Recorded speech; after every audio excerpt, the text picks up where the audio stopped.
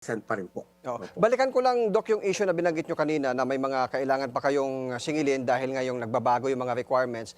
Pero Yes. kayo, hindi nyo pwedeng singilin yung mga pasyente kapag hindi nyo nasingil sa PhilHealth. Tama? Yun po yung nabawas na.